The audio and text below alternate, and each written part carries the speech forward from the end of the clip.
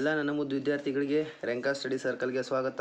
ಈ ವಿಡಿಯೋನ ನೋಡಲಿಕ್ಕೆ ಬಂದವರು ನಮ್ಮ ವಿಡಿಯೋನ ಲೈಕ್ ಮಾಡಿ ಮತ್ತು ಪ್ರಥಮ ಬಾರಿ ನಮ್ಮ ಚಾನಲ್ಗೆ ಬಂದಿದ್ದಲ್ಲಿ ಸಬ್ಸ್ಕ್ರೈಬ್ ಮಾಡ್ಕೊಳ್ಳಿ. ನಾವಿವತ್ತು Karnataka school education and assignment ಬೋರ್ಡ್ನಿಂದ ಬರ್ತಕ್ಕಂಥ ಏನು ಫಸ್ಟ್ ಮಾಡೆಲ್ ಕ್ವಶನ್ ಪೇಪರನ್ನು ಡಿಸ್ಕಸ್ ಮಾಡೋಣ. It is the subject science and ನಾವು ಒಂದೊಂದಾಗಿ ಎಕ್ಸಾಮ್ನಲ್ಲಿ ಯಾವ ರೀತಿ ಬರೀಬೇಕು, ಯಾವ ರೀತಿ ಬರೆದ್ರೆ ಚೆನ್ನಾಗಿ ಮಾರ್ಕ್ಸ್ಗಳನ್ನು ತೊಗೋಬೋದು ಮತ್ತು ಕ್ವಶನ್ಸ್ ಪೇಪರು ನಲ್ಲಿ ಯಾವ ರೀತಿ ಕ್ವಶನ್ಸ್ಗಳು ಬರ್ತವೆ ಅನ್ನೋದು ನಾವು ಮಾಡೆಲ್ ಕ್ವಶನ್ ಪೇಪರ್ನಿಂದ ತಿಳ್ಕೊಬೋದು. ಮತ್ತು ನಾವು ಹೇಳ್ತಕ್ಕಂಥ ಮಾಡೆಲ್ ಕ್ವಶನ್ ಪೇಪರ್ನಲ್ಲಿ ಆಲ್ಮೋಸ್ಟ್ ಇಂಪಾರ್ಟೆಂಟ್ ಕ್ವಶನ್ಗಳಿರ್ತವೆ. ಇವುಗಳು ಎಷ್ಟು ಇಲ್ಲಾಂದರೆ 80 to 90% ಕ್ವಶನ್ಸ್ಗಳು ಬರುವಂಥ ಚಾನ್ಸಸ್ ಇರುತ್ತೆ. ಅದಕ್ಕೋಸ್ಕರ ನೀವು ಇದನ್ನು ಮಾಡೆಲ್ ಕ್ವಶನ್ ಪೇಪರ್ ವಿಡಿಯೋನ ಕೊನೆವರೆಗೂ ನೋಡಿ ಅಂತ ಹೇಳ್ತಾ ನಾವು ಇವಾಗ ಸ್ಟಾರ್ಟ್ ಮಾಡೋಣ. First we are discussing about the ಫಿಸಿಕ್ಸ್ನ ಬಗ್ಗೆ ನಾವು ಮಾತಾಡೋಣ. ಇದು ಪಾರ್ಟ್ ಎ ಅನ್ನುವ ಭಾಗದಲ್ಲಿ ಬರುತ್ತೆ.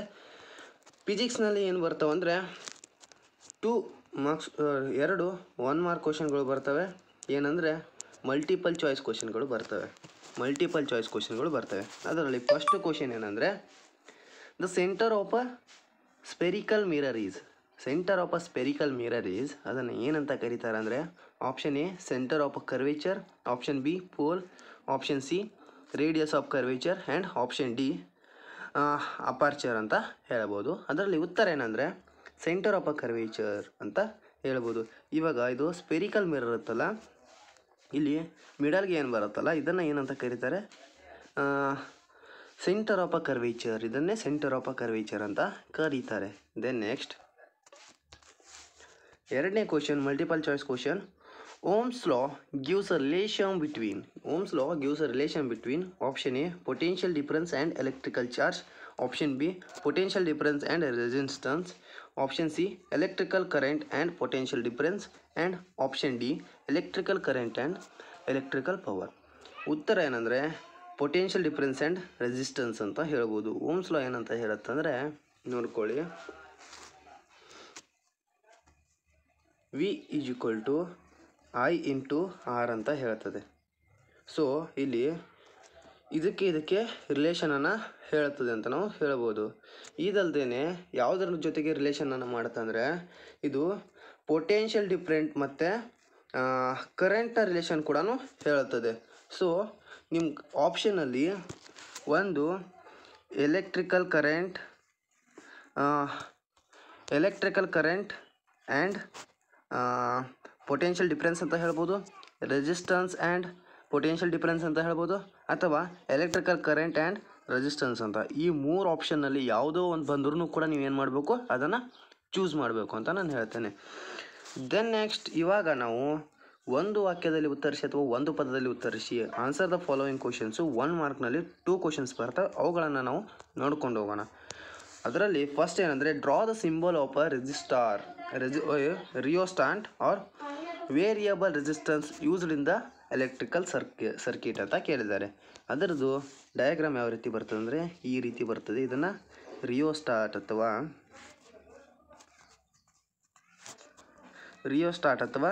ಏನಂತ ಕರೀತಾರೆ, ವೇರಿಯಬಲ್ ರೆಸಿಸ್ಟೆನ್ಸ್ ಅಂತ ಕರೀತಾರೆ. ಯಾಕಂದರೆ ಅದರಿಂದ ನಾವು ಏನು ಮಾಡ್ಬೋದು, ರೆಸಿಸ್ಟೆನ್ಸ್ ಒಂದು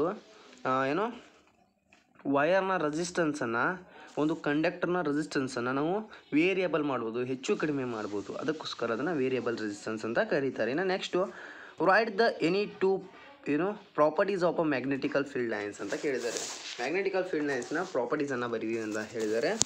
ಅವರಲ್ಲಿ ಫಸ್ಟು ಏನಂದರೆ magnetical field lines are closed curves. Closed curves ಆಗಿವೆ. Next the field lines are crowded near the poles and separated from the poles ಅಂತ ಹೇಳ್ತಾರೆ. ಏನಂದರೆ ಇದು ಏನಂದ್ರೆ ಮ್ಯಾಗ್ನೆಟ್ ಅಂದ್ಕೊಳ್ಳೋಣ. ಇವುಗಳಲ್ಲಿ ಏನಂತ ಪೋಲ್ಗಳಿರ್ತವೆ.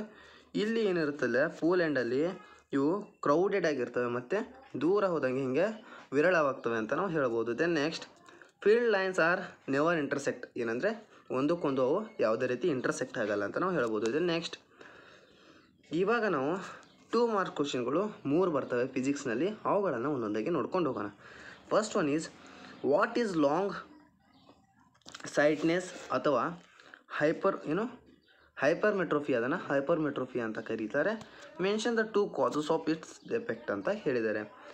Answer is the defect of a vision where the person hypermetropia can see the distance object clearly but not see the nearby objects distinctly ಅಂತ ಕೇಳಿದ್ದಾರೆ. ಏನಂದರೆ ಹೈಪರ್ಮೆಟ್ರೋಪಿಯಾ ಇರೋನು ಏನು ಡಿಸ್ಟೆನ್ಸ್ ಅಂದರೆ ದೂರದಲ್ಲಿರ್ತಕ್ಕಂಥ ವಸ್ತುಗಳನ್ನು ಕ್ಲಿಯರಾಗಿ ಕಾಣಿಸ್ತಾನೆ, ಆದರೆ ಸಮೀಪ ಇರ್ತಕ್ಕಂಥ ವಸ್ತುಗಳನ್ನು ಕ್ಲಿಯರಾಗಿ ಕಾಣೋಕ್ಕಾಗಲ್ಲ ಅಂತ ಹೇಳ್ಬೋದು. Causes of a hypermetropia is first one is focal length of the eye lens is too long. ಏನಾಗಿರುತ್ತೆ ಅಂದರೆ ಫೋಕಲ್ ಲೆಂತು ಐ ಲೆನ್ಸ್ನ ಫೋಕಲ್ ಲೆಂತು ತುಂಬ ಲಾಂಗ್ ಆಗಿರುತ್ತೆ. ಮತ್ತು eye ball has become a small. Eye ball ಏನಾಗಿರುತ್ತೆ ಅಂದರೆ small ಆಗಿರ್ತವೆ ಅಂತ ನಾವು ಹೇಳ್ಬೋದು. Then next observe the circuit diagram given below, answer the given question ಅಂತ ಕೇಳಿದ್ದಾರೆ. ಈ ಡಯಾಗ್ರಾಮನ್ನು ಒಂದ್ಸರಿ ನೋಡ್ಕೋಬೇಕು. ಕ್ವಶನ್ ಫಸ್ಟ್ನೇದು ಏನಂದರೆ mention the direction of a magnetical field that form around at the points of X and Y ಅಂತ ಕೇಳಿದ್ದಾರೆ. ಏನಂದರೆ ಮ್ಯಾಗ್ನೆಟಿಕಲ್ ಫೀಲ್ಡ್ ಲೈನ್ಸು ಯಾವ ರೀತಿ ಆಗ್ತವೆ ಅಂತ ಕೇಳಿದ್ರೆ answer is at the X current moving upward, so magnetical field will form anticlockwise ಅಂತಂದರೆ ಏನು ಕ್ಲಾಕು ಈ ರೀತಿ ತಿರುಗಿದ್ರೆ ಕರೆಂಟ್ ಯಾವ ರೀತಿ ತಿರುಗ್ತಿರುತ್ತೋ ಅದಕ್ಕೆ ಅಪೋಸಿಟಾಗಿ ಮ್ಯಾಗ್ನೆಟಿಕಲ್ ಫೀಲ್ಡ್ ಲೈನ್ಸು ಮೂವ್ ಆಗ್ತಿರ್ತವೆ. ಇಲ್ಲಿ ಕರೆಂಟು ಕ್ಲಾಕ್ ವೈಸ್ ಆಗ್ತಿದ್ರೆ ಕ್ಲಾಕ್ ವೈಸಲ್ಲಿ ತಿರುಗ್ತಾಯಿದ್ರೆ magnetical field lines anticlockwise ಆಗಿ ತಿರುಗ್ತವೆ ಅಂತ ಹೇಳ್ಬೋದು. ದೆನ್ ನೆಕ್ಸ್ಟ್ ಅದು ಎಲ್ಲಿ ಅರೌಂಡ್ ದ ವೈರ್ ಅಂತ ಹೇಳ್ಬೋದು. ಅರೌಂಡ್ ದ ವೈರ್ ಅಂದರೆ ಇದರಲ್ಲಿ ಆ್ಯಂಟಿ ಕ್ಲಾಕ್ ವೈಸ್ ಈ ರೀತಿ ತಿರುಗ್ತವೆ ಅಂತ ನಾವು ಹೇಳ್ಬೋದು. Then next at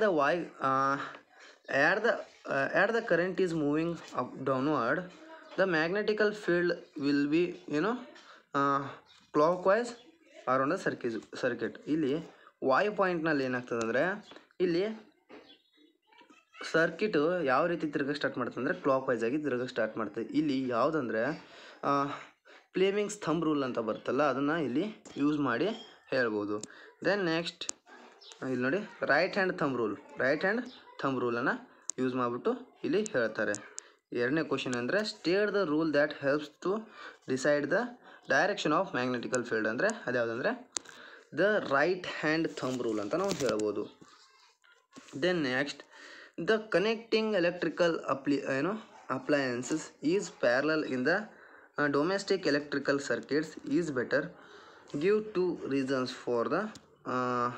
for this measure ಅಂತ ಕೇಳಿದ್ದಾರೆ. ಏನಂದರೆ ಪ್ಯಾರಲಲ್ ಆಗಿರ್ತಕ್ಕಂಥ ಕನೆಕ್ಷನ್ನು ಸರ್ಕ್ಯೂಟ್ನಲ್ಲಿ ತುಂಬ ಬೆಟರ್ ಆಗಿರುತ್ತೆ. ಯಾಕೆ ಅಂತ ಕೇಳಿದ್ದಾರೆ. Answer is in the parallel circuit each connection components receives the require amount of current. ಏನಾಗ್ತದೆ ಅಂದರೆ ಅಲ್ಲಿ ಪ್ಯಾರಲಲ್ಲಿ ಕನೆಕ್ಟ್ ಆಗಿರ್ತಕ್ಕಂಥ ಪ್ರತಿ ಡಿವೈಸ್ ಏನು ಮಾಡ್ತಾವೆ ಅಂದರೆ ಅವಕ್ಕೆ ಎಷ್ಟು ಬೇಕೋ ಅಷ್ಟೇ ಕರೆಂಟನ್ನು ತೊಗೊತವೆ.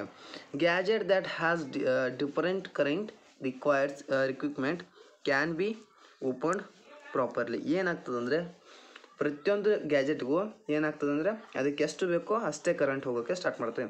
If one of the component is fails in the parallel circuit rest work as usual. ಏನಾಗ್ತದೆ ಅಂದರೆ ಒಂದು ಯಾವುದೇ ರೀತಿ ಕಾಂಪೋನೆಂಟು ಸರ್ಕ್ಯೂಟಲ್ಲಿ ಹಾಳಾಗಿ ಹೋದ್ರೂ ಕೂಡ ಉಳುಕಿದ್ವು ಏನಾಗ್ತವೆ ಅಂದರೆ ಅದೇ ರೀತಿ ವರ್ಕ್ ಮಾಡೋಕ್ಕೆ ಸ್ಟಾರ್ಟ್ ಮಾಡ್ತವೆ. ಅವುಗಳು ಹಾಳಾಗೋದಿಲ್ಲ, ಕನೆಕ್ಷನ್ ಕಟ್ ಆಗೋದಿಲ್ಲ ಅಂತ ನಾವು ಹೇಳ್ಬೋದು. ದೆನ್ ನೆಕ್ಸ್ಟ್ ನಾವು we are discussing 3 mark questions. 3 mark ಕ್ವಶನ್ಗಳನ್ನು ನಾವು ಡಿಸ್ಕಸ್ ಮಾಡ್ಕೊಂಡು ಹೋಗೋಣ. ಇದರಲ್ಲಿ draw the ray diagram for the imagine the formation of convex lenses when the object is placed at 2f1. Mention the position and the nature of image formed. F is equal to principal focus lens ಅಂತ ಕೇಳಿದ್ದಾರೆ. ಇಲ್ಲಿ ಏನಂದರೆ ಆಬ್ಜೆಕ್ಟನ್ನು 2f1ನಲ್ಲಿ ಇಟ್ಟಾಗ ಏನಾಗ್ತದೆ ಅಂದರೆ image ಎಲ್ಲಿ ಆಗ್ತದೆ ಅಂದರೆ 2f2ನಲ್ಲಿ ಇಮೇಜು ಬರ್ತದೆ. ಅದು ಯಾವ ರೀತಿ ಇರ್ತದೆ ಅಂದರೆ ರಿಯಲ್ ಆ್ಯಂಡ್ ಇಂಟರ್ವರ್ಟ್ ಅಂತ ನಾವು ಹೇಳ್ಬೋದು. ಅದನ್ನು ಯಾವ ರೀತಿ ನಾವು ಮಾಡಬೇಕಂದ್ರೆ ಫಸ್ಟ್ ಒನ್ನಿಂದೂ ಇಲ್ಲಿ ಓ ಪಾಯಿಂಟ್ ಇರ್ತದಲ್ಲ ಅಲ್ಲಿಂದ ಸ್ಟ್ರೇಟ್ ಲೈನನ್ನು ಎಳಿಬೇಕಾಗತ್ತೆ.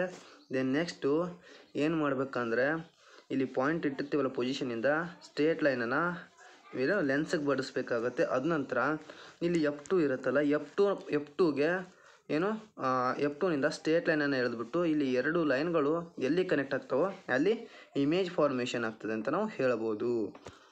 ಈ ರೀತಿ ಡಯಾಗ್ರಾಮನ್ನು ತೆಗಿಬೇಕಾಗತ್ತೆ. The next, what is the dispersion of the light, explain the formation of rainbow in the nature ಅಂತ ಕೇಳಿದ್ದಾರೆ. ಡಿಸ್ಪರೇಷನ್ ಆಫ್ ದ ಲೈಟ್ ಅಂದರೆ the phenomena of a splitting of the light into the component colours is called as dispersion of the light. ಏನಂದರೆ ಏನು ವರ್ಣ ವಿಭಜನೆ ಅಂತ ಕರಿಬೋದು. ಒಂದು ವೈಟ್ ಕಲರ್ ಇರ್ತಕ್ಕಂಥ ಲೈಟು ಎಷ್ಟು ಬಣ್ಣವನ್ನು ಹೊಂದಿರುತ್ತದೆ ಅಂದರೆ 7 ಬಣ್ಣಗಳನ್ನು ಹೊಂದಿರುತ್ತೆ. ಆ 7 ಬಣ್ಣಗಳಾಗಿ ಡಿವೈಡ್ ಆಗೋದನ್ನ ಏನಂತ ಕರೀತಾರೆ, ಡಿಸ್ಪಿರೇಷನ್ ಆಫ್ ದ ಲೈಟ್. ಅದಕ್ಕೆ ವಿಬ್ ಗ್ಯೋರ್ ಅಂತ ನಾವು ಕರಿಬೋದು. ವಿಬ್ ಗ್ಯೋರ್ ಅಂತಂದರೆ ಇಲ್ಲಿ 6 ಬಣ್ಣಗಳನ್ನು ವಿಬ್ ಗ್ಯೋರ್ ಅಂತ ಕರಿಬೋದು. ಫಾರ್ಮೇಷನ್ ಆಫ್ ಅ ರೈನ್ಬೋ ಹೆಂಗಾಗ್ತದೆ ಅಂದರೆ, rain is a natural spectrum. Then next, it is always formed in the direction opposite to the sun. Opposite of the sun ನಲ್ಲಿ ಏನು ಫಾರ್ಮ್ ಆಗ್ತದೆ.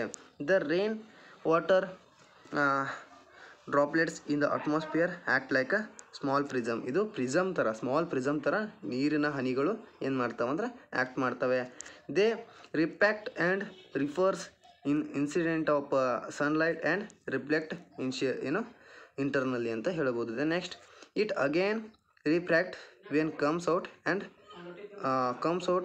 the raindrop. Then due to dispersion and internal refraction or different colors each reach the observer's eyes ಅಂತ ನಾವು ಹೇಳ್ಬೋದು. Then next is, what is Tyndall effect? Then the color of the clear sky is blue. Why? Explain ಅಂತ ಕೇಳಿದ್ದಾರೆ. ಉತ್ತರ ಏನಂದರೆ, ಥ್ಯಾಂಡಲ್ effect ಅಂದರೆ ಏನು, ಸ್ಕೈನ colour ಯಾವಾಗಲೂ ಬ್ಲೂ ಆಗಿರುತ್ತೆ. ಯಾಕೆ ಅಂತ ಕೇಳಿದ್ದಾರೆ. Tyndall effect is a phenomena of a scattering of a light by the colloidal particles ಅಂತ ಹೇಳ್ಬೋದು. ಇದರಲ್ಲಿ ಏನಂದರೆ, ಅದನ್ನು ಎಕ್ಸ್ಪ್ಲೇನ್ ಮಾಡಬೇಕಂದ್ರೆ ಏನು, ಕಲರು ಯಾಕೆ ಸ್ಕೈ ಇರ್ತದಂದರೆ, the size of a molecules or particles in the atmosphere is generally smaller than the wavelength of visible light. So light shorter wavelengths at the blue end is more scattered than the light longer wavelengths at the red end ಅಂತ ಹೇಳ್ಬೋದು. Then next, the red light has wavelength about 1.8 times greater than the blue light. Thus, when the sunlight passes through the atmosphere, the fine particles in a air scattered blue color more than the strongly than red. Hence the scattered blue light enters in the eyes ಅಂತ ನಾವು ಹೇಳ್ಬೋದು. Then next, 10th question is, explain an experiment to show that current carrying conductor experience a mechanical force when it placed in a magnetical field ಅಂತ ಹೇಳಿದ್ದಾರೆ. ಏನಂದರೆ, current carrying ಕಂಡಕ್ಟರ್ನಲ್ಲಿ ಏನು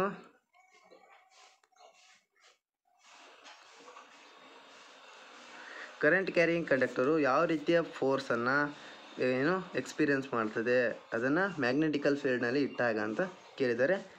the place a strong horseshoe magnet so that the rod lies between its poles with the magnetical field direction upward. The next, connect aluminum rod in a series with a battery, a key or resistor. Pass the current through a rod from B to A.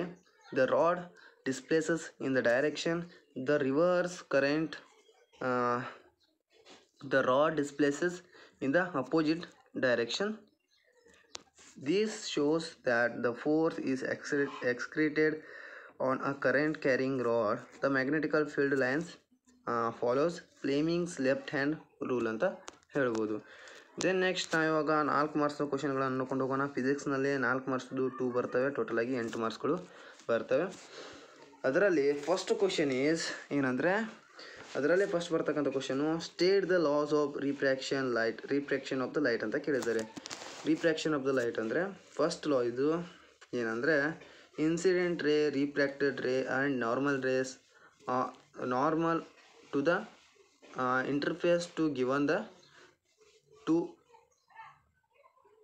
ಇಂಟರ್ಸ್ಪೆರೆಂಟ್ media all are in the same place. ಏನಂತಂದರೆ ಇವಾಗ ರೀಪ್ರ್ಯಾಕ್ಷನಲ್ಲಿ ಬೆಳಕು ಈ ರೀತಿ ರೀಪ್ರ್ಯಾಕ್ಷನ್ ಆಗ್ತದೆ ಅಂತ ಅಂದ್ಕೊಳ್ಳಿ. ಇಲ್ಲಿ ಯಾವುದಂದರೆ ಇದು ಇನ್ಸಿಡೆಂಟ್ ರೇ, ಇದನ್ನು ಇನ್ಸಿಡೆಂಟ್ ರೇ ಅಂತ ಕರೀತಾರೆ. ದೆನ್ ಇಲ್ಲಿ ಈ ರೀತಿ ಗೆರೆ ಒಂದು ಬರುತ್ತೆ, ಇದನ್ನು ಏನಂತ ಕರೀತಾರೆ, ನಾರ್ಮಲ್ ರೇ ಅಂತ ಕರೀತಾರೆ. ದೆನ್ ರೀಪ್ರ್ಯಾಕ್ಟ್ ಆಗಿರ್ತಕ್ಕಂಥ ರೇನ ರೀಪ್ರ್ಯಾಕ್ಟೆಡ್ ರೇ ಅಂತ ಕರೀತಾರೆ. ಇವು ಮೂರು ಏನಂದರೆ ಒಂದೇ ಪ್ಲೇನಲ್ಲಿ ಒಂದೇ ಡೈಮೆನ್ಷನಲ್ಲಿ ಕಂಡು ಬರ್ತವೆ ಅಂತ ನಾವು ಹೇಳ್ಬೋದು.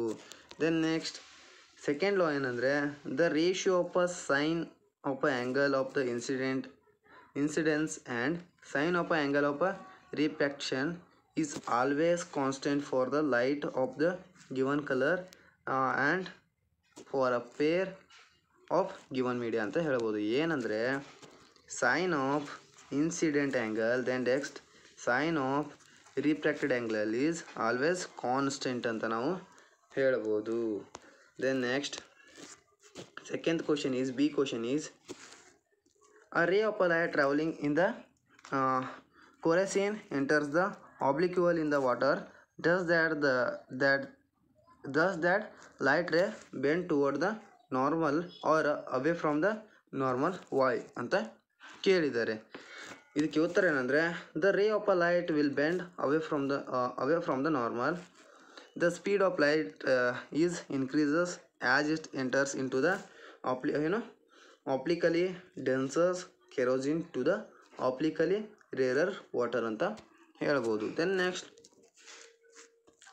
State the laws of refraction of the light. Magnification of a mirror is +1.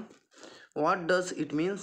Mention the types of mirror ಅಂತ ಹೇಳಿದ್ದಾರೆ. First question laws of refraction of the light ಅಂತ ಕೇಳಿದ್ದಾರೆ. ಇದು ಸೇಮು ರಿಫ್ರಾಕ್ಷನ್ ಥರನೇ ಬರ್ತದೆ. ಇದರಲ್ಲಿ ಫಸ್ಟ್ ಲಾ ಏನಂದರೆ the angle of a incidence is equal to the angle of refraction ಅಂತ ಹೇಳ್ಬೋದು. ಏನಂದರೆ ಇವಾಗ ಈ ರೀತಿ ಇದನ್ನು ಒಂದು ಮಿರರ್ ಅಂದ್ಕೊಳ್ಳೋಣ ಇರಿ, ಇದು ಒಂದು ಮಿರರ್ ಅಂದ್ಕೊಳ್ಳೋಣ. ಇವಾಗ ಒಂದು ರೇ ಬರುತ್ತೆ, ಇದಕ್ಕೆ ಬಂದು ರಿಫ್ಲೆಕ್ಟ್ ಆಗಿ ಈ ರೀತಿ ಹೋಗ್ತದೆ. ಇದನ್ನು ಇನ್ಸಿಡೆಂಟ್ ರೇ ಅಂತ ಕರೀತಾರೆ, ಇದನ್ನು ರಿಫ್ಲೆಕ್ಟೆಡ್ ರೇ ಅಂತ ಕರೀತಾರೆ. ಇಲ್ಲಿ ಇದನ್ನು ನಾರ್ಮಲ್ ರೇ ಅಂತ ಕರೀತಾರೆ. ಇವಾಗ ಫಸ್ಟ್ ಒನ್ ಇದು ಇನ್ಸಿಡೆಂಟ್ ಆ್ಯಂಗಲು, ಇದು ರಿಫ್ಲೆಕ್ಟೆಡ್ ಆ್ಯಂಗಲ್ ಅಂತ ಕರೀತಾರೆ. ಇವಾಗ ಏನಾಗ್ತಂದರೆ angle incident angle is equal to angle reflected angle ಅಂತ ನಾವು ಹೇಳ್ಬೋದು. ಇನ್ನು ಎರಡನೇ ಲಾ ಏನು ಹೇಳ್ತದೆ ಅಂದರೆ ಇನ್ಸಿಡೆಂಟ್ ರೇ, ನಾರ್ಮಲ್ ರೇ, incident ray, normal ray and reflected ray all are incident, reflected and normal rays are all are in same plane ಅಂತ ಹೇಳ್ಬೋದು. ಒಂದೇ ಪ್ಲೇನಲ್ಲಿ ಒಂದೇ ಡೈಮೆನ್ಷನಲ್ಲಿ ಅವು ಇರ್ತವೆ ಅಂತ ನಾವು ಹೇಳ್ಬೋದು. ಇವುಗಳೇ ಇಲ್ಲಿ ಹೇಳ್ತಕ್ಕಂಥ ಲಾಸ್ಗಳಾಗಿವೆ, ಒಂದ್ಸರಿ ನೋಡ್ಕೊಂಬಿಡಿ. ಇನ್ನು ಸೆಕೆಂಡ್ ಕ್ವಶನ್ನು ಆನ್ಸರ್ ಏನಂದರೆ ಮ್ಯಾಗ್ನಿಫಿಕೇಷನ್ ಆಫ್ ಮಿರರ್ ಈಸ್ 1+. ಅಂದರೆ 1+ ಇರ್ತಕ್ಕಂಥ ಮ್ಯಾಗ್ನಿಫಿಕೇಷನ್ ಆಫ್ ದ ಮಿರರ್ ಇದ್ದರೆ ಅದ್ರ ಅರ್ಥ ಏನು? Mention the type of mirror ಅಂತ ಹೇಳಿದ್ದಾರೆ. ಏನಂದರೆ ಯಾವಾಗಲೂ ಪ್ಲಸ್ ಬಂದರೆ ಅದು ಯಾವಾಗಲೂ ಏನಾಗಿರುತ್ತೆ ಅಂದರೆ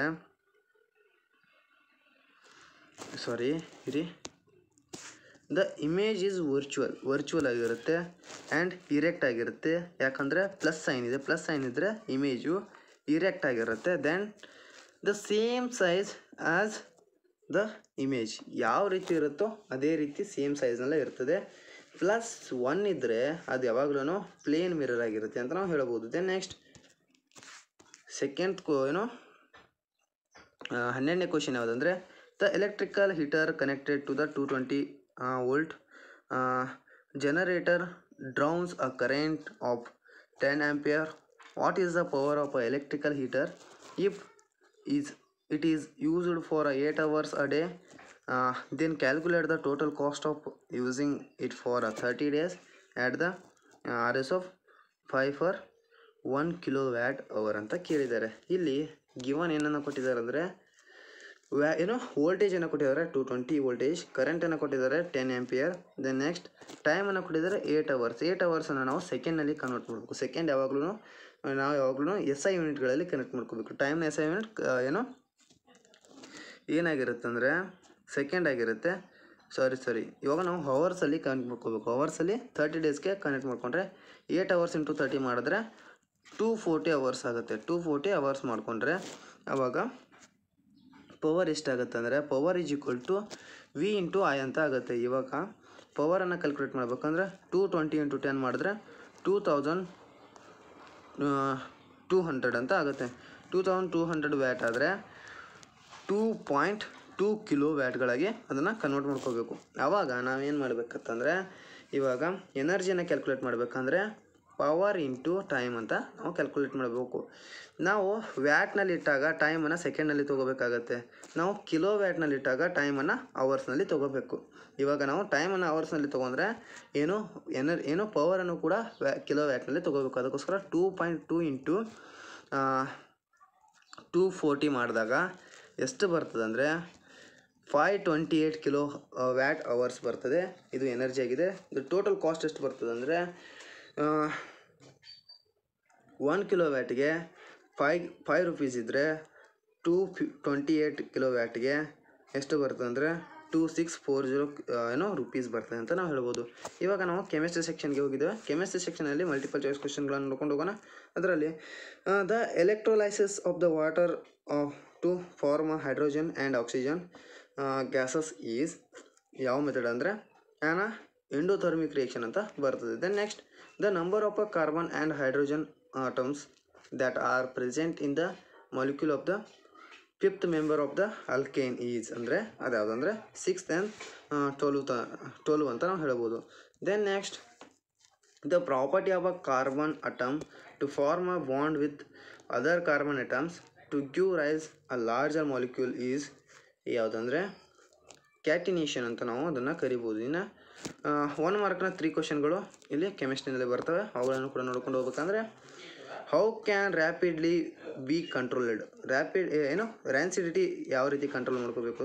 ರ್ಯಾನ್ಸಿಡಿಟಿ ಬಿ ಕಂಟ್ರೋಲ್ಡ್ ಅಂತ ಕೇಳಿದರೆ ರ್ಯಾನ್ಸಿಡಿಟಿಯನ್ನು ಯಾವ ರೀತಿ ಕಂಟ್ರೋಲ್ ಮಾಡ್ಕೋಬೇಕಂದ್ರೆ keeping food in the air tight containers air ಬರದೇ ಇರತಕ್ಕಂಥ ಕಂಟೈನರ್ನಲ್ಲಿ ನಾವು ಏನು ಮಾಡಬೇಕಂದ್ರೆ ಫುಡ್ಡನ್ನು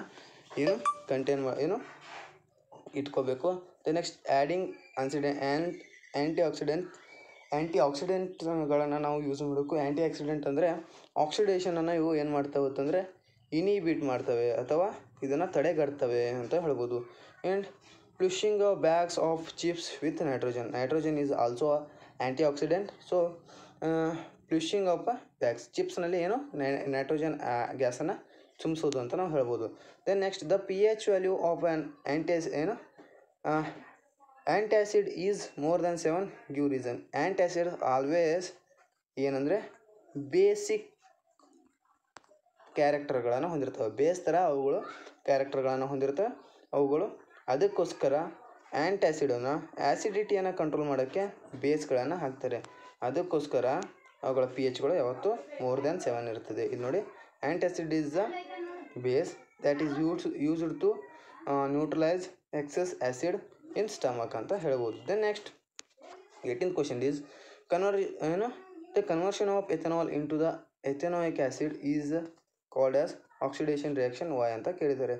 ಯಾಕಂದರೆ because oxygen is added to ethanol. ಇಲ್ಲಿ ಏನಾಗ್ತದೆ ಅಂದರೆ ಎಥೆನಾಲಲ್ಲಿ ಆಕ್ಸಿಜನನ್ನು ಆ್ಯಡ್ ಮಾಡ್ತಾರೆ. O2 ಆ್ಯಡ್ ಮಾಡಿದಾಗ ಅದೇನಾಗ್ತದೆ ಅಂದರೆ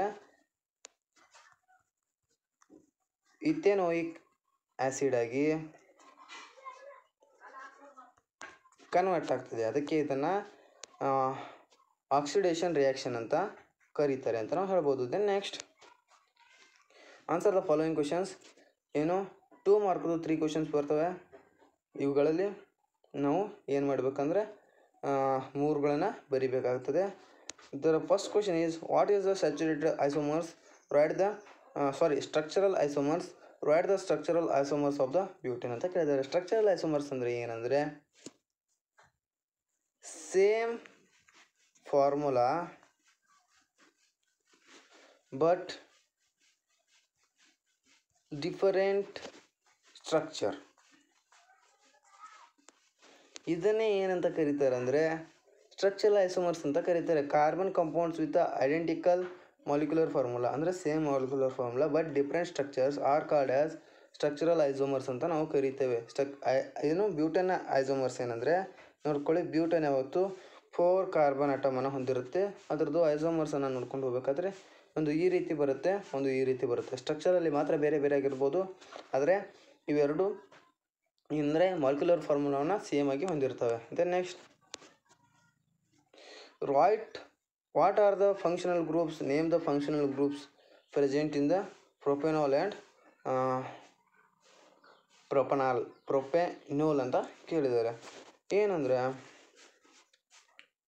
hetero atoms are group of the hetero atoms that compare specific properties to the carbon compounds. ಏನು ಮಾಡ್ತಾವೆ ಅಂದರೆ ಇವು ಹೊರಗಡೆ ಇರ್ತಕ್ಕಂಥ ಅಟಮ್ಸು, ಹೆಟೆರೋ ಅಟಾಮ್ಸ್ ಅಂದರೆ ಹೊರಗಡೆ ಇರ್ತಕ್ಕಂಥ ಅಟಮ್ಸು, ಅವುಗಳು ಕಾರ್ಬನ್ ಕಾಂಪೌಂಡ್ನಲ್ಲಿ ಬಂದು ಕೂತ್ಕೊಂಡ್ರೆ like Cl, Br, OH, O ಈ ರೀತಿ ಬಂದುಬಿಟ್ಟು ಕೂತ್ಕೊಂಡ್ರೆ ಅವೇನು ಮಾಡ್ತಾವತ್ತಂದರೆ ಆ ಕಾರ್ಬನ್ ಕಾಂಪೌಂಡ್ನ ಏನಂದರೆ ಸ್ಪೆಸಿಫಿಕ್ ಆಗಿರ್ತಕ್ಕಂಥ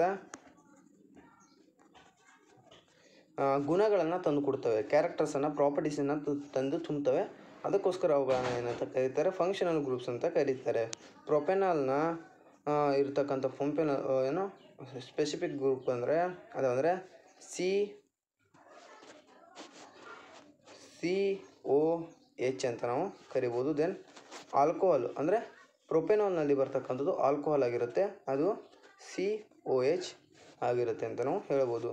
Then next 20th question is, how do blue and red litmus papers help to determine the nature of acid and bases? ಅಂದರೆ ಏನಾಗ್ತದೆ ಅಂದರೆ ಬ್ಲೂ ಇದ್ದು ರೆಡ್ ಆಗಿ ಕನ್ವರ್ಟ್ ಆದರೆ ಅದು ಆ್ಯಸಿಡ್ ಆಗಿರುತ್ತೆ.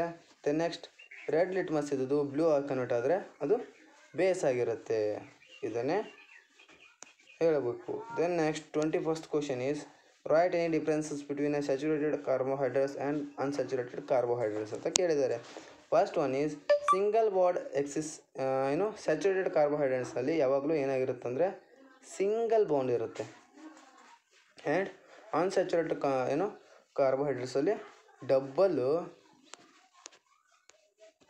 ಡಬ್ಬಲ್ ಬಾಂಡ್ ಮತ್ತು ತ್ರಿಬಲ್ ಬಾಂಡ್ಗಳು ಇರ್ತವೆ ಅಂತ ನಾವು ಹೇಳ್ಬೋದು. Then next saturated carbohydrates less reactive ಇರ್ತವೆ, unsaturated characters more hydrocarbons more reactive ಇರ್ತವೆ. Saturated hydrocarbons give a clean flame in the bond. ಏನು ಮಾಡ್ತವೆ ಅಂದರೆ ಕ್ಲೀನ್ ಫ್ಲೇಮ್ ಅಂದರೆ ಬ್ಲೂ ಆಗಿರ್ತಕ್ಕಂಥ ಫ್ಲೇಮನ್ನು ಕೊಡ್ತವೆ. ಬಟ್ ಅನ್ಸ್ಯಾಚುರೇಟೆಡ್ ಇದ್ದು ಯೆಲ್ಲೋ ಅಥವಾ ಬ್ಲ್ಯಾಕ್ ಫ್ಲೇಮನ್ನು ಕೊಡ್ತವೆ ಅಂತ ನಾವು ಹೇಳ್ಬೋದು. ದೆನ್ ನೆಕ್ಸ್ಟ್ ಏನಂದರೆ saturated hydrocarbons subjected to the substitution reaction. ಇವು ಸಬ್ಸ್ಟಿಟ್ಯೂಷನ್ ರಿಯಾಕ್ಷನ್ಗೆ ಆಗ್ತವೆ. Then next unsaturated hydrocarbons subjected to both addition and substitution reaction. ಇವು ಅಡಿಷನ್ ಮತ್ತು ಸಬ್ಸ್ಟಿಟ್ಯೂಷನ್ ರಿಯಾಕ್ಷನ್ ಎರಡಕ್ಕೂ ಕೂಡ ಏನಾಗ್ತವೆ ಅಪ್ಲೈ ಆಗ್ತವೆ. ಈಗ ಎಕ್ಸಾಂಪಲ್ ಏನಂದರೆ ಅಲ್ಕೆನ್ಸು ಆ್ಯಂಡ್ ಸೈಕ್ಲೋ ಅಲ್ಕಿನ್ಸ್ ಅಂತ ಹೇಳ್ಬೋದು. ದೆನ್ ನೆಕ್ಸ್ಟ್ ಇವುಗಳಲ್ಲಿ ಎಕ್ಸಾಂಪಲ್ಸ್ ಏನಂದರೆ ಅಲ್ಕೈನ್ಸ್ ಆ್ಯಂಡ್ ಬೆಂಜಿನ್ ಅಂತ ಹೇಳ್ಬೋದು. ದೆನ್ ನೆಕ್ಸ್ಟ್ ಏನಂದರೆ ಇವಾಗ 3 ಮಾರ್ಕ್ದು 3 ಕ್ವಶನ್ಗಳು ಕೆಮಿಸ್ಟ್ರಿಯಲ್ಲಿ ಬರ್ತವೆ. ಅವುಗಳನ್ನು ಒಂದೊಂದಾಗಿ ನೋಡ್ಕೊಂಡು ಹೋಗ್ಬೇಕಂದ್ರೆ first one is draw the diagram of arrangement of aperture to apparatus to show the action of a steam on a metal and label the following parts ಅಂತ ಕೇಳಿದ್ದಾರೆ. First one is metal simple and second one is hydrogen gas ಅಂತ ಕೇಳಿದ್ದಾರೆ. ಇಲ್ಲಿ ಇದರದ್ದು ಡಯಾಗ್ರಾಮನ್ನು ತೆಗಿಬೇಕು. ಅವಾಗ metal ಸ್ಯಾಂಪಲನ್ನು ಗುರ್ತು ಮಾಡಬೇಕು. ಮೆಟಲ್ ಸ್ಯಾಂಪಲು ಇಲ್ಲಿ ಇರ್ತದೆ. ನೆಕ್ಸ್ಟ್ ಹೈಡ್ರೋಜನ್ ಗ್ಯಾಸನ್ನು ಗುರ್ತು ಮಾಡಬೇಕು. ಹೈಡ್ರೋಜನ್ ಗ್ಯಾಸ್ ಇಲ್ಲಿ ಮೇಲ್ಗಡೆ ಬರ್ತದೆ ಅಂತ ನಾವು ಹೇಳ್ಬೋದು. ಡಯಾಗ್ರಾಮನ್ನು ಒಂದ್ಸರಿ ನೋಡಿಕೊಳ್ಳಿ. ಇನ್ನು next write the balanced chemical equation for the following chemical reactions ಅಂತ ಕೇಳಿದ್ದಾರೆ. ಏನಂದರೆ ಬ್ಯಾಲೆನ್ಸ್ಡ್ ಕೆಮಿಕಲ್ ಇಕ್ವೇಷನನ್ನು ಬರೀಬೇಕು ಕೆಮಿಕಲ್ ರಿಯಾಕ್ಷನಲ್ಲಿ ಅಂತ ಕೇಳಿದ್ರೆ first question is the burning of a natural gas ಅಂತ ಕೇಳಿದ್ದಾರೆ. ನ್ಯಾಚುರಲ್ ಗ್ಯಾಸ್ನ ಬರ್ನಿಂಗನ್ನು ಯಾವ ರೀತಿ ಬರೀಬೇಕಂದ್ರೆ CH4 + 2O2 CH4 + 2O2 ಮಾಡಿದಾಗ ಅದು CO2 ಪ್ಲಸ್ H2H2O ಆಗಿ ಕನ್ವರ್ಟ್ ಆಗ್ತದೆ. First one is. And second question is reaction of potassium metal with water ಅಂತ ಕೇಳಿದ್ದಾರೆ. ಅದು ಏನು ಕನ್ವರ್ಟ್ ಮಾಡ್ತದೆ ಅಂದರೆ KOH ಅಂದರೆ ಪೊಟ್ಯಾಷಿಯಮ್ ಹೈಡ್ರಾಕ್ಸೈಡ್ ಮತ್ತು ಹೈಡ್ರೋಜನನ್ನು ಬಿಡುಗಡೆ ಮಾಡ್ತದೆ. And third question is reaction of iron with copper sulphate solution ಅಂತ ಕೇಳಿದ್ರೆ ಇಲ್ಲಿ ಏನಾಗ್ತದೆ ಅಂದರೆ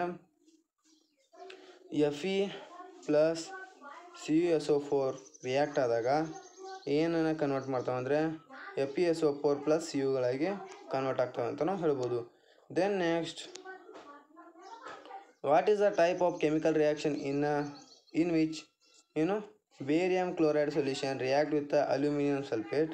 right the balanced chemical equation for this reason reaction ಅಂತ ಕೇಳಿದ್ದಾರೆ. ಏನಂದರೆ ಇಲ್ಲಿ ಡಬಲ್ ಡಿಸ್ಪ್ಲೇಸ್ಮೆಂಟ್ ರಿಯಾಕ್ಷನು ಆಗ್ತದೆ.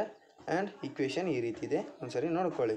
Then next 24th question is you are provided with the substances NaOH, CaOH twice, H2, Cl2.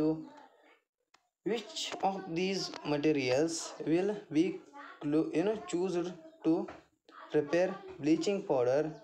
Write the chemical name and molecular formula of a bleaching powder and mention its uses ಅಂತ ಕೇಳಿದ್ದಾರೆ.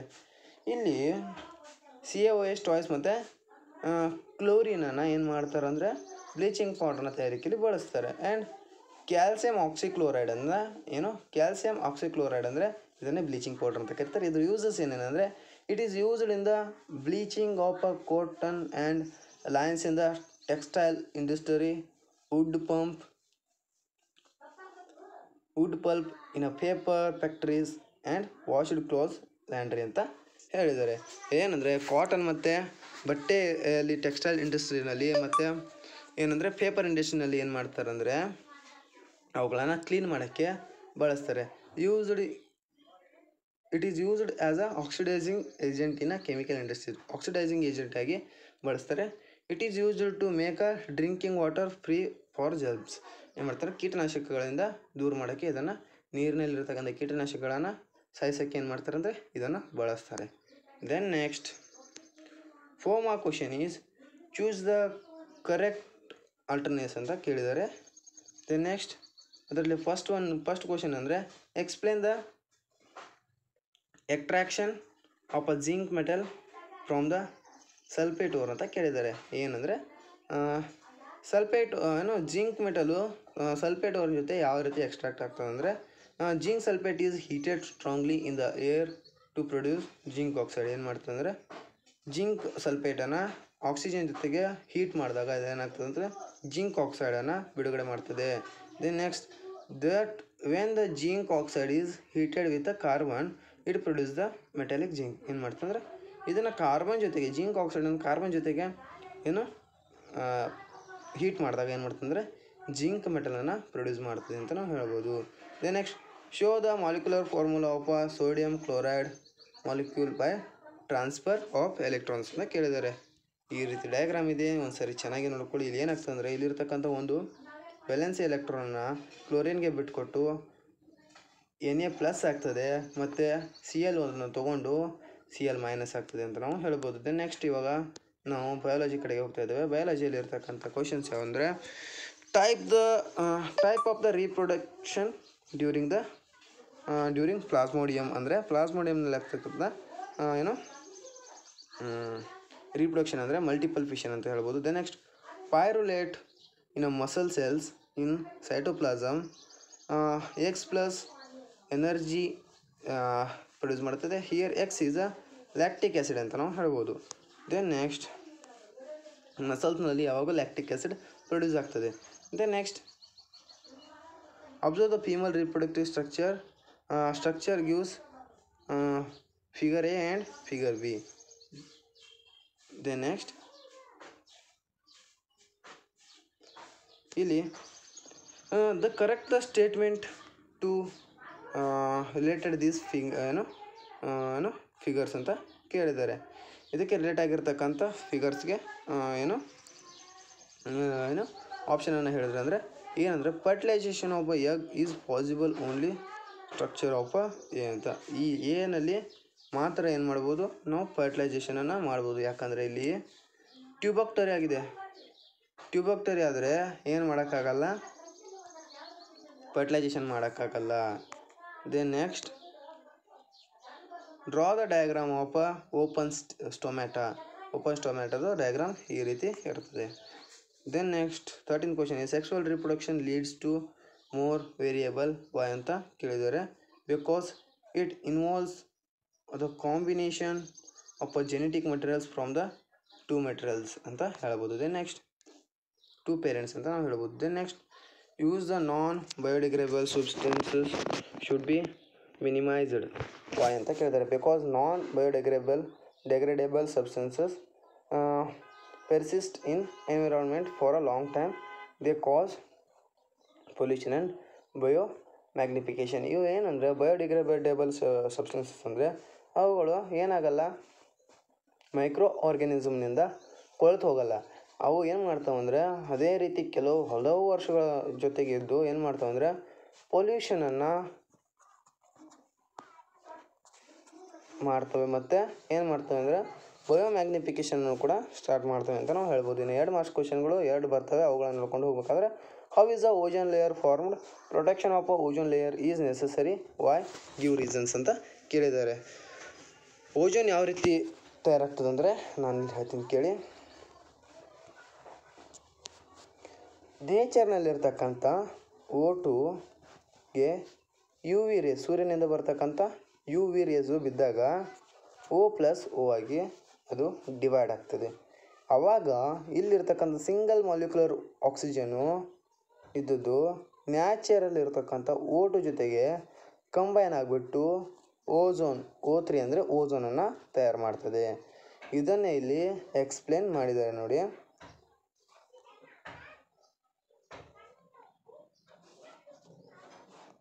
ಇಲ್ಲಿ ನೋಡಿ, same ಇದೇ ರೀತಿ ಇಲ್ಲಿ explain ಮಾಡಿದ್ದಾರೆ. ಇದನ್ನು ಒಂದ್ಸರಿ ನೋಡ್ಕೊಳ್ಳಿ. ಓಝೋನ್ ಲೇಯರ್ ಏನು ಮಾಡ್ತದೆ ಅಂದರೆ, it protects the surface of earth from the ultraviolet radiations. ಏನಂದರೆ ಸನ್ನಿಂದ ಬರ್ತಕ್ಕಂಥ UV ರೇಸನ್ನು ಇದು ಏನು ಮಾಡ್ತದೆ, ತಡೆಗಟ್ತದೆ ಅಂತ ನಾವು ಹೇಳ್ಬೋದು. Then next, give the example for a food chain of a aquatic ecosystem. If there is an increase in the number of organisms in third tropical level, how does it affects on food chain ಅಂತ ಕೇಳಿದ್ದಾರೆ. Answer is aquatic plants, snails, frogs and snakes ಅಂತ ಹೇಳ್ಬೋದು. An increase of a number of frogs in third tropical level will reduce snail populations, increase the snake population and causes the imbalance in ecosystem ಅಂತ ಹೇಳ್ಬೋದು. ಇವಾಗ ಏನನ್ನ ಕೇಳಿದ್ದಾರೆ ಅಂದರೆ, ಇಲ್ಲಿ ನೋಡ್ಕೊಳ್ಳಿ, ಇದು ನೋಡಿ ರಿಂಕಲ್ ಸೀಡ್ ಮತ್ತು ರೌಂಡ್ ಸೀಡ್ಸು. ಇಲ್ಲಿ ಮೋನೋ ಹೈಬ್ರಿಡ್ ಕ್ರಾಸನ್ನು ಹೇಳಿದರೆ, ಮೋನೋ ಹೈಬ್ರಿಡ್ ಕ್ರಾಸನ್ನ ನೋಡಬೇಕಂದ್ರೆ ಮೋನೋ ಹೈಬ್ರಿಡ್ ಕ್ರಾಸ್ ತುಂಬ ಈಸಿಯಾಗಿದೆ. ಇದು ಇಂಪಾರ್ಟೆಂಟ್ ಕೂಡ ಆಗಿದೆ. ಇದನ್ನು ನೀವು ಒಂದು ಸರಿ ನೋಡ್ಕೊಳ್ಳಿ. ಭಾಳ ಸರಿ ನಾನು ವೀಡಿಯೋದಲ್ಲೆಲ್ಲ ಹೇಳಿದ್ದೇನೆ ಇಂಪಾರ್ಟೆಂಟ್ ಅಂತ. ಇದನ್ನ ಒಂದು ಸರಿ ನೀವೇ ನೋಡ್ಕೊಳ್ಳಿ. Then next, how is the sex of the child will be determined in human beings ಅಂತ ಕೇಳಿದ್ದಾರೆ. ಇದನ್ನು ನಾನು ಡಯಾಗ್ರಾಮ್ ಮುಖಾಂತರ ಈಸಿಯಾಗಿ ಎಕ್ಸ್ಪ್ಲೇನ್ ಮಾಡ್ತೇನೆ, ನೀವು ಮಿಕ್ಕಿದ್ದನ್ನು ನೀವೇ ಓದ್ಕೊಳ್ಳಿ. ನೋಡಿ, ಇನ್ ಮೇಲ್ಸ್ ಅಂದರೆ ಫಾದರ್ನಲ್ಲಿ ಏನಾಗಿರ್ತವೆ ಅಂದರೆ X ಮತ್ತು Y ಅನ್ನುವಂಥ ಕ್ರೋಮೋಸೋಮ್ಗಳು ಇರ್ತವೆ. ಬಟ್ ಮದರ್ನಲ್ಲಿ ಏನು ಮಾಡ್ತಾವೆ ಅಂದರೆ X ಮತ್ತು X ಅಂತ ಕ್ರೋಮೋಸೋಮ್ಗಳು ಇರ್ತವೆ. ಇಲ್ಲಿ ಇಬ್ಬರದಲ್ಲಿ 23 ಲೇಯರ್ಸ್ ಆಫ್ ಕ್ರೋಮೋಸೋಮ್ಸ್ ಇರ್ತವೆ. ಬಟ್ ಲಾಸ್ಟ್ ಒಂದು ಕ್ರೋಮೋಸೋಮ್ ಇರ್ತದಲ್ಲ, ಅದು ಇವುಗಳನ್ನು ಸೆಕ್ಸ್ ಕ್ರೋಮೋಸೋಮ್ಗಳಂತ ಕರೀತಾರೆ. ಈ ಸೆಕ್ಸ್ ಕ್ರೋಮೋಸೋಮ್ಗಳು ಫಾದರ್ನಲ್ಲಿ ಇರ್ತಕ್ಕಂಥ X ಕ್ರೋಮೋಸೋಮು ಮದರ್ನಲ್ಲಿರ್ತಕ್ಕಂಥ X ಕ್ರೋಮೋಸೋಮ್ ಜೊತೆಗೆ ಜೋಡಣೆ ಆದರೆ ಆವಾಗ ಇದು ಬೇಬಿ, ಯಾವ ಬೇಬಿ ಹೇಳಿ,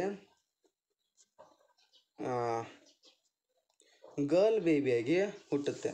ದೆನ್ ನೆಕ್ಸ್ಟ್, ಫಾದರ್ನಲ್ಲಿರ್ತಕ್ಕಂಥ Y ಕ್ರೋಮೋಸೋಮು ಮದರ್ನಲ್ಲಿರ್ತಕ್ಕಂಥ X ಕ್ರೋಮೋಸೋಮ್ ಜೊತೆಗೆ ಜಾಯಿನ್ ಆದರೆ XY ಕ್ರೋಮೋಸೋಮ್ಗಳಾಗಿ ಬಾಯ್ ಬೇಬಿ ಹುಟ್ಟುತ್ತೆ. ಇದನ್ನು ಏನಂತ ಕರೀತಾರೆ ಅಂದರೆ ಸೆಕ್ಸ್ ಡಿಟರ್ಮಿನೇಷನ್ ಅಂತ ಕರೀತಾರೆ. ನೋಡ್ಕೊಳ್ಳಿ, ಇದನ್ನು ಇಲ್ಲಿ ಕೊಟ್ಟಿದ್ದಾರೆ, ಇದನ್ನೇ ಎಕ್ಸ್ಪ್ಲೇನ್ ಮಾಡೋದಿರುತ್ತೆ. ದೆನ್ ನೆಕ್ಸ್ಟ್, ಇವಾಗ how do the Mendel's experiment shows that the parental traits are inherited independently to the offsprings of a next generation ಅಂತ ಹೇಳಿದ್ರೆ, ಇದು two double hybrids dihybrid cross ಅಂತ ಹೇಳ್ಬೋದು. ಡೈ ಹೈಬ್ರಿಡ್ ಮೆಂಡಲ್ನ dihybrid cross ಅಂತ ನಾವು ಹೇಳ್ಬೋದು.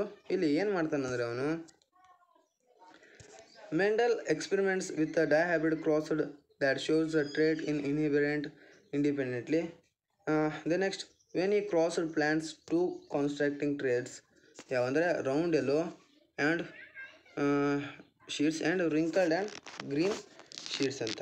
Then the F2 generation exhibits the 9:3:3:1 ratio when included plants with parental combination ಅಂತ ಹೇಳ್ಬೋದು.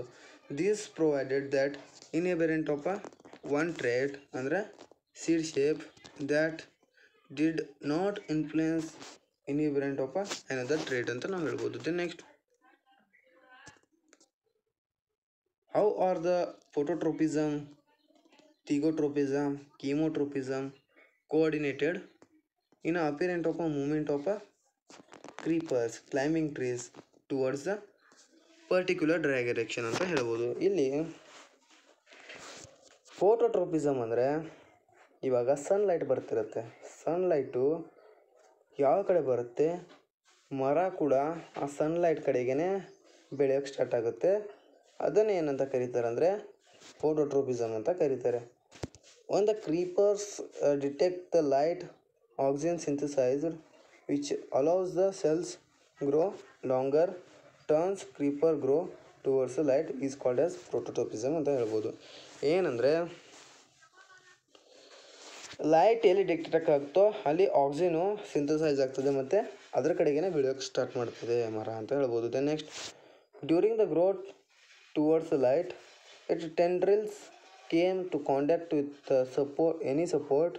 The part of that tendrils it in the contact with the object does not outgrow is rapidly as a part of a tendrils away from the object is called as thigmotropism. Then next, third one is tropic movements are controlled as per the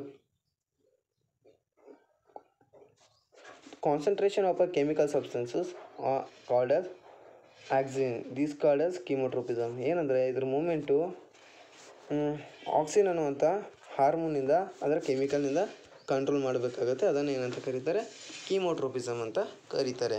then next, what is the role of insulin, oestrogen, thyroxine hormones in the human body?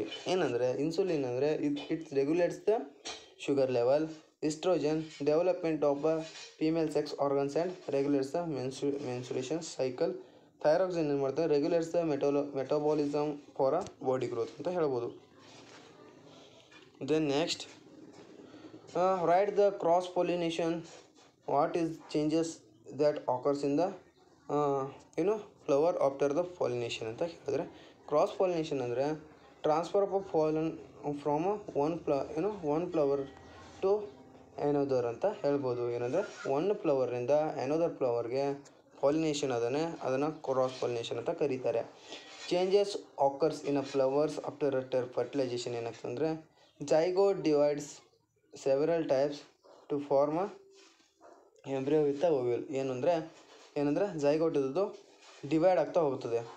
Ovule embryo ಆಗಿ form ಆಗ್ತದೆ ಮತ್ತು ಅದು ovule ಆಗಿ form ಮಾಡ್ತದೆ. Ovule develops a top coat and gradually converted into seed. Ovule ಇದ್ದದ್ದು ಏನಾಗ್ತದೆ ಅಂದರೆ top ಕೋಟನ್ನು ಹೊಂದಿರುತ್ತೆ ಮತ್ತು ಅದು ಸೀಡಾಗಿ ಕನ್ವರ್ಟ್ ಆಗ್ತದೆ. ದೆನ್ ನೆಕ್ಸ್ಟ್, ಓವರ್ ಏನಾಗಿರುತ್ತೆ ಅಂದರೆ rapidly grows and it forms a fruit. ಇದು ಫ್ರೂಟಾಗಿ ಕನ್ವರ್ಟ್ ಆಗ್ತದೆ.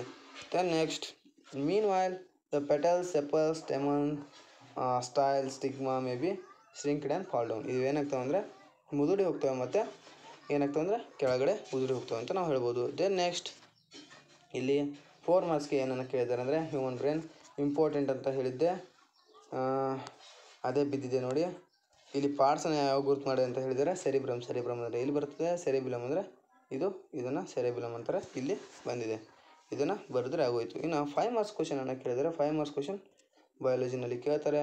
First one is explain the process of digestive system in a small intestine of a man, mention the importance of a double circulatory system in the body ಅಂತ ಕೇಳಿದ್ದಾರೆ. ಇಲ್ಲಿ digestive system in a small intestine ಅಂದರೆ ಯಾವ ರೀತಿ ಆಗ್ತದೆ, small ಇಂಟೆಸ್ಟೈನಲ್ಲಿ complete digestion ಆಗ್ತದೆ, ಕಾರ್ಬೋಹೈಡ್ರೇಟ್ಸ್ದು, ಪ್ರೋಟೀನ್ಸ್ದು ಮತ್ತು ಫ್ಯಾಟ್ಸ್ದು.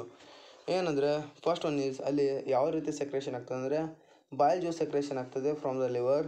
It neutralise the acidic food and emulsed fats and the pancreatic juice from the pancreas containing the enzymes like a trypsin, protein digestion and lipase fat breakdown ಅಂತ ಹೇಳ್ಬೋದು. ಏನು ಮಾಡ್ತದೆ ಅಂದರೆ ಬಾಯಿಲ್ ಜ್ಯೂಸ್ ಇದ್ದದ್ದು ಆ್ಯಸಿಡಿಕ್ಕನ್ನು ಏನು ಮಾಡ್ತಂದರೆ neutralise ಮಾಡ್ತದೆ. ಇದು ಯಾಕಂದರೆ ಬೇಸ್ ಥರ ಕಂಟಿನ್ಯೂ ಬೇಸಿಕ್ ರೀತಿಯ ವರ್ಕನ್ನು ಹೊಂದಿರುತ್ತೆ. ಮತ್ತು ಏನು ಮಾಡ್ತಂದರೆ ಫ್ಯಾಟ್ಸನ್ನು ಎಮಲ್ಸಿಫಿಕೇಷನ್ ಮಾಡ್ತದೆ. ದೆನ್ ನೆಕ್ಸ್ಟ್ ಪ್ಯಾಂಕ್ರಿಯಾಟಿಕ್ ಜ್ಯೂಸ್ ಇದ್ದದ್ದು ಪ್ಯಾಂಕ್ರಿಯಾಸ್ನಿಂದ ಬರ್ತದೆ. ಇದೇನು ಮಾಡ್ತಂದರೆ ಎಮ್ಯಾಲೇಸನ್ನು ಹೊಂದಿರುತ್ತೆ. ಟ್ರಿಪ್ಸಿನ್ ಅಂತ ಎಮ್ಯಾಲೇಸ್ ಏನು ಮಾಡ್ತಂದರೆ ಪ್ರೋಟೀನನ್ನು ಡೈಜೆಸ್ಟ್ ಮಾಡ್ತದೆ ಮತ್ತು ಲೈಪೇಸ್ ಇದ್ದದ್ದು ಫ್ಯಾಟ್ಸನ್ನು ಡೈಜೆಸ್ಟ್ ಮಾಡ್ತದೆ. Then next the intestine also secretes the intestinal juice which convert protein into amino acids and carbohydrates into glucose and fats into fatty acids and glycerin. ಏನಂದರೆ ಇಂಟೆಸ್ಟೈನ್ ಕೂಡ ಏನು ಮಾಡ್ತಂದರೆ ಜ್ಯೂಸಸನ್ನು ಏನು ಸೆಕ್ರೆಟ್ ಮಾಡ್ತದೆ. ಅದೇನು ಮಾಡ್ತಂದರೆ ಪ್ರೋಟೀನ್ಸನ್ನು ಅಮೈನೋ ಆಸಿಡ್ಗಳಾಗಿ ಕನ್ವರ್ಟ್ ಮಾಡ್ತದೆ, ಕಾರ್ಬೋಹೈಡ್ರೇಟ್ಸನ್ನು glucose ಆಗಿ convert ಮಾಡ್ತದೆ ಮತ್ತು ಫ್ಯಾಟ್ಸನ್ನು ಫ್ಯಾಟಿ ಆಸಿಡ್ಸ್ ಅಥವಾ ಗ್ಲಿಸರಾಲ್ ಆಗಿ ಕನ್ವರ್ಟ್ ಮಾಡ್ತದೆ. Finally digested nutrients are absorbed by the intestinal ವಾಲ್ಗಳ ಮುಖಾಂತರ ಆ ಡೈಜೆಸ್ಟ್ ಆಗಿರ್ತಕ್ಕಂಥ ಫುಡ್ಡು ಏನಾಗ್ತದೆ ಅಂದರೆ ಅಬ್ಸರ್ವ್ ಆಗ್ತದೆ ಅಂತ ನಾವು ಹೇಳ್ಬೋದು. Importance of the double circulation importance ಏನಂದರೆ this is useful to keep oxygenated and deoxygenated blood from mixing. ಇದು ಕಾರ್ಬನ್ ಮತ್ತು ಆಕ್ಸಿಜನ್ ಹೊಂದಿರತಕ್ಕಂಥ ಬ್ಲಡ್ಗಳನ್ನು ಮಿಕ್ಸ್ ಮಾಡದೇ ಇರೋ ರೀತಿ ಏನು ಮಾಡ್ತದೆ, ಕಾಪಾಡುತ್ತೆ. It allows highly efficient supply of oxygen to the body ಅಂತ ಹೇಳ್ಬೋದು. ದೆನ್ ನೆಕ್ಸ್ಟ್ ಎರಡನೇದಂದರೆ transport the difference between the xylem and phloem ಅಂತ ಕೇಳಿದ್ದಾರೆ. ಏನಂದರೆ ಝೈಲಮ್ ಮತ್ತು ಫ್ಲೋಯಮ್ನ ಅಲ್ಲಿ ಹೇಳಬೇಕಂದ್ರೆ ಝೈಲಮ್ ವಾಟರ್ನನ್ನು ಟ್ರಾನ್ಸ್ಫರ್ ಮಾಡುತ್ತೆ, ಫ್ಲೋಯಮು ಫುಡ್ ಟ್ರಾನ್ಸ್ಫರ್ ಮಾಡುತ್ತೆ. ಇದೇನಂದರೆ ಯೂನಿಡೈರೆಕ್ಷನ್ ಅಂದರೆ ಈ ರೀತಿ ಡೈರೆಕ್ಷನಲ್ಲಿ ಒಂದೇ ಡೈರೆಕ್ಷನಲ್ಲಿ ಫ್ಲೋ ಆಗ್ತದೆ. ಬಟ್ ಇಟ್ ಈಸ್ ಅಪ್ವರ್ಡ್ ಮತ್ತು ಡೌನ್ವರ್ಡ್. ಫ್ಲೋಯಮು ಅಪ್ವರ್ಡ್ ಮತ್ತು ಡೌನ್ವರ್ಡ್ ಎರಡು ಡೈರೆಕ್ಷನ್ನಲ್ಲಿ ಫ್ಲೋ ಆಗ್ತದೆ. It works by suction pressure and phloem works by osmotic pressure ಅಂತ ಹೇಳ್ಬೋದು. ಇವಾಗ ನಾವು ಇರ್ತಕ್ಕಂಥ ಫಸ್ಟ್ ಮಾಡಲ್ ಕ್ವಶನ್ ಪೇಪರನ್ನು ಕಂಪ್ಲೀಟಾಗಿ ಸ್ಟಡಿ ಮಾಡಿದ್ದೇವೆ. ಎಲ್ಲರೂ ಏನು ಮಾಡಬೇಕು ಅಂದರೆ ಸಬ್ಸ್ಕ್ರೈಬ್ ಮಾಡ್ಕೊಳ್ಳಿ, ಲೈಕ್ ಮಾಡಿ ಮತ್ತು ಶೇರ್ ಮಾಡಿ. ಕಂಪ್ಲೀಟ್ ಸೈನ್ಸ್ ಅಂತ ವಿಡಿಯೋ ಮಾಡಿದ್ದೇವೆ, ಅದನ್ನು ನೋಡಿ. ಮತ್ತು ಬಯಾಲಜಿ, ಫಿಸಿಕ್ಸ್ ಮತ್ತು ಕೆಮಿಸ್ಟ್ರಿ ಸೆಕ್ಷನಲ್ ವೈಸ್ ವಿಡಿಯೋಗಳನ್ನು ಮಾಡಿದ್ದೇವೆ. ಅವುಗಳನ್ನು ಕೂಡ ಒಂದ್ಸರಿ ನೋಡ್ಕೊಂಬನ್ನಿ. ಮತ್ತು ನೀವು ಯಾವುದೇ ರೀತಿ PDF ಬೇಕಾದರೆ ಟೆಲಿಗ್ರಾಮನ್ನು ಜಾಯ್ನ್ ಆಗಿ. ಇದರದ್ದು ಲಿಂಕು ನಾವು ಕಾಮೆಂಟ್ ಸೆಕ್ಷನ್ನಲ್ಲಿ ಫಸ್ಟ್ ಕಾಮೆಂಟಲ್ಲಿ ಕೊಟ್ಟಿರ್ತೇವೆ. ದೆನ್ ನೆಕ್ಸ್ಟ್ ಎಲ್ಲರಿಗೂ all the best for tomorrow exam and thank you all.